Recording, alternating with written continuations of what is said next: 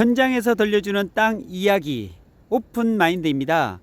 오늘 제가 위치한 곳은 경기도 평택의 고덕 국제 신도시 내 2차로 2단계로 건설되는 동양 파라곤 2차, 그리고 호반 서밋 제일 풍경채 2, 3차, 그리고 계룡 리슈빌이 위치한 2단계 쪽인데요. 지금 현재 보면은 저 앞쪽으로 보이는 아파트들이 고덕 1단계입니다. 요 우측으로 이렇게 보이는 곳이 지금 2단계 동양 파라곤 2차가 지금 건설되는 그런 현장이고요. 지금 현장에 와보니까 도로가 6차선 가까이 되는 도로로 지금 다 뚫어놨습니다. 그래서 지금 아파트들이 올라가고 있는 그런 건설 현장인데, 지금 땅은 거의 대부분 다 밀어놨고요. 보시다시피. 그리고 저 앞쪽으로 이쪽이 보면은 중앙 한박산 공원이라고 표시가 돼 있을 겁니다.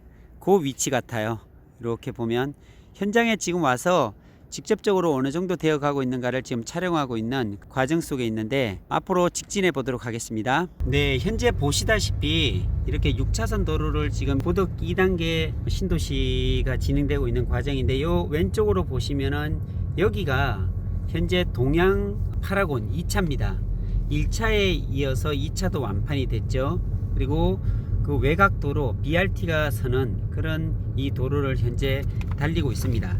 이곳 상황을 좀 설명을 좀 드리면, 이곳 주변에는 실제로 국제학교가, 국제특목고가 이 주변에 생깁니다. 에듀타운이죠.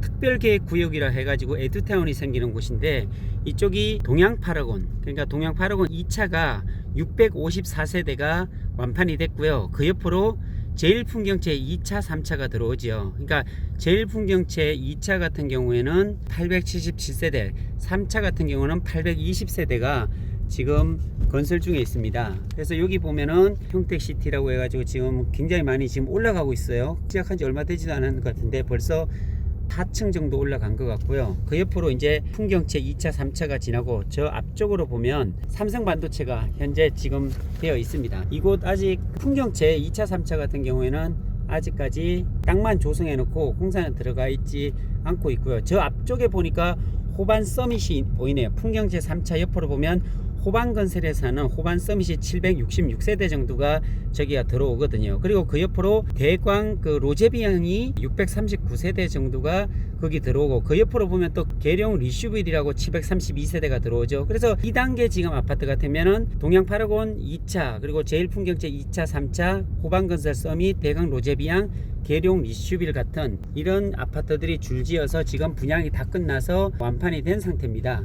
지금 현재 고덕 신도시를 보면 1단계가 이미 거의 분양이 다 끝나서 입주가 다 됐어요. 그러니까 파라곤이나 자연앤자이, 신동아, 파밀리에, 그리고 그 옆으로 제일풍경채 1차 같은 경우에도 다 됐고, 인슈빌 같은, 신안 인슈빌 같은 경우만 저 앞쪽으로 보이는 아파트 있네요. 저기가 풍경채고 그 옆으로 보이는 데가 인슈빌인데, 인슈빌이 올해 4월에 입주로 제가 알고 있거든요. 거기만 입주가 지금 아직 되지 않고 나머지 1단계 같은 경우는 거의 다 마쳤습니다. 그리고 지금 현재 보이는 이 공사 중에 있는 이 오른쪽이 호반 건설에서 하는 호반 서밋이 지금 이제 건설되고 있는 그런 부분이고요. 어제 이제 신도시 1단계 부동산을 잠깐 들려봤었어요. 참 또 재미난 현상, 급격하게 변하는 현장들을 좀 볼 수가 있었던 부분들이, 제가 고덕 신도시 1단계 자연앤자에 살고 있거든요. 그래서 작년 9월 달에 제가 입주를 했는데, 제가 분양을 받을 때만 해도 그게 1,050만 원에 분양받았거든요. 분양 평당 가격이. 그래서 자연앤자이가 원래 그 LH에서 갖고 있다가 민영으로 넘긴 아파트였거든요. 그래서 분양가가 좀 쌌습니다. 동양 파라곤 같으면 평당 1,200만 원이 넘어서 4억이 넘게 분양이 됐거든요. 34평 아파트 기준으로.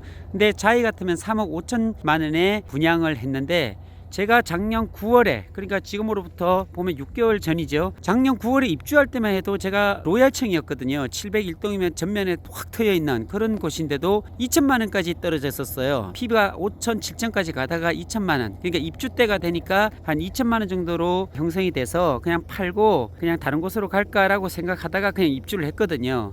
그런데 어저께 갔더니 이 3억 5천 정도에 분양했던 것이 지금 5억 3천까지 합니다. 그러니까 불과 몇 개월 만에 거의 1억 8천, 2억 가까이가 붙어 있고요. 동양 파라곤 같으면 5억 5천. 그러니까 내놓기만 하면 나간다고 하는데 물건 자체가 아예 없습니다. 제 말이 사실인지는 정말 확인해 보세요. 이게 현지 아파트 앞에 있는 부동산을 쭉 돌아다녀 보시면 물건 자체가 나와 있지 않다는 것을 알 수가 있습니다. 그래서 이게 왜 이렇게 됐을까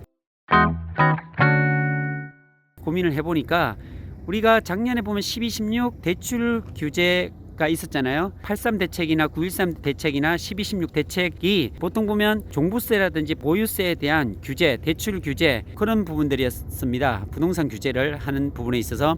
그래서 그 영향으로 인해서 그게 수원에 있는 아파트들을 지금 지가를 굉장히 끌어올렸고요. 그리고 동탄의 미분양 같은 것들이 다 분양이 되고 이 평택 고덕신도시까지 온 것 같아요. 평택에 있는 아파트들이 보통 미분양이 많습니다. 동삭동 같은 데 가면 아직까지 마이너스 B가 붙어 있고 이런데, 고덕 신도시 같으면은 지금 상황이 틀렸습니다. 물론 이곳도 지금 고덕 국제 신도시 2차가 되는 것도 사실은 파라곤 2차 같은 경우만 완판이 됐고, 그 다음 분양되는 것들은 거의 미분양들이 좀 있었어요. 뭐 계룡 리시블이라든지 대강 로제비앙이나 호반 서밋 이런 것들도 미분양이 있었는데 이게 다 나갔습니다. 지금은 아예 분양이 다 돼서 P가 지금 붙어 있는 상태고요.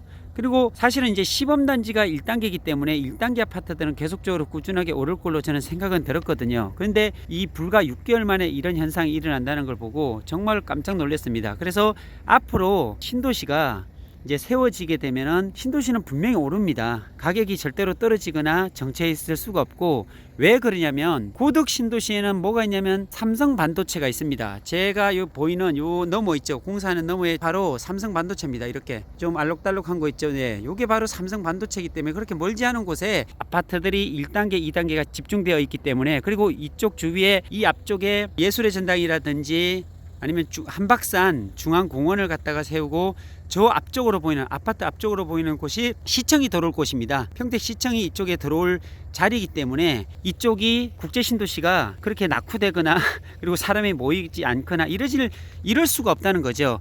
자족신도시이기 때문에 평택에 세계 최대의 반도체 공장 삼성 반도체가 120만 평이 건설이 됩니다. 이 120만 평이라면은 정말로 상상하기 어려운 거예요.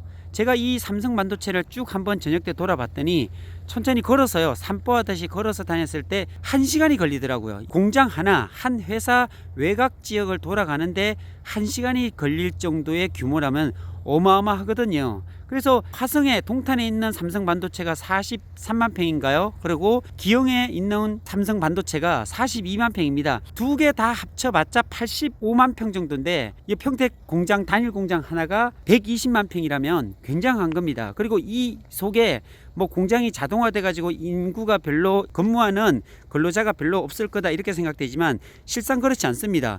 펩 공장이 4개가 건설이 되거든요. 이곳에 지금 멀리서 보시면 여기서 좀 확인이 되네요. 이게 1단계 15조 6천억 들었고요. 2단계가 30조가 들었습니다. 그래서 100조 투입하는 이곳에 펩 공장 하나에 종사하는 삼성 정 직원만 5천 명입니다. 그럼 이런 게 지금 2개가 세워졌죠. 그래서 올해 2단계 공장이, 두 번째 공장이 또 가동이 되는데, 두 번째 공장이 가동이 되게 되면 10,000명의 삼성 정직원만 들어오게 됩니다. 그럼 근로자가 10,000명이라면 거기에 딸린 가족들이 있을 겁니다. 거기에 가족들이 또 같이 입주해야 되기 때문에 이 고덕 신도시 같은 경우는 계속적으로 수요가 일어날 수밖에 없습니다. 지금 현재는 점포용 상가 주택들이 그 삼성 앞에 보면 많이 지어져 있습니다. 그런 것들도 보면 아직 상가가 임대가 안 되는 부분도 있어요. 공실도 있을 수가 있지만 시간이 지나게 되면은 이 상권 자체가 움직이기 때문에, 예전에 평택역 중심 상권이 조개터로 옮겨갔다가 조개터 상권이 소사벌로 옮겨갔다가, 그리고 평택 국제 신도시가 활성화되게 되고 이곳에 자족 기능이 형성이 되면 소사벌 상권도 이쪽으로 옮겨오게 될 수밖에 없죠. 왜 그러냐면 삼성 반도체 앞이나 평택 시청이 들어올 위치 1단계 같은 경우는 평당 6천만 원에 입찰이 됐습니다. 중산 같은 경우에 평당 6천만 원이 형성이 됐기 때문에 이곳은 분명히 상업지역으로 기능을 충분히 할 수 있는 그런 도시가 만들어진다는 거죠. 그렇게 되면 많은 사람들이 이쪽으로 몰려들 수밖에 없고, 그리고 이쪽이 성장할 수밖에 없다는 거죠. 그렇게 되면 인구가 증가하게 되면은 수요가 많다는 거잖아요. 그러면 지가가 당연히 올라가게 되고, 여기는 상가라든지 아파트 가격은 당연히 오르겠죠. 그래서 지금 2단계보다는 1단계가 좋고, 2단계도 여기 같으면 괜찮은 게, 여기 앞쪽에 호반 서밋인데 이 주변에 보면 뒤로 국제학교들이 들어서거든요. 그리고 BRT가 다 형성이 돼 가지고 교통 여건도 굉장히 좋아지기 때문에 향후를 생각하면 이 평택 지역이 정말로 큰 기대가 될 수 있는 그런 지역이지 않는가라는 생각을 합니다. 자, 오늘은 제가 평택국제신도시 1단계에 대해서 그리고 2단계 현재 지어지는 과정에 대해서 좀 설명을 드렸습니다. 도움이 되시기를 바라겠고요. 아마도 6개월 뒤에 와서 다시 한번 촬영해 보면 또 다른 모습으로 여기가 발전돼 있을 거라 생각이 듭니다. 그리고 기대가 됩니다. 너무 부정적으로 보지 마시고 평택 지역 같은 경우는 계속적으로 인구가 늘고 있는 지역입니다. 제가 올 때만 해도 30만이었는데요. 지금은 50 거의 2만 명 가까이 되고요.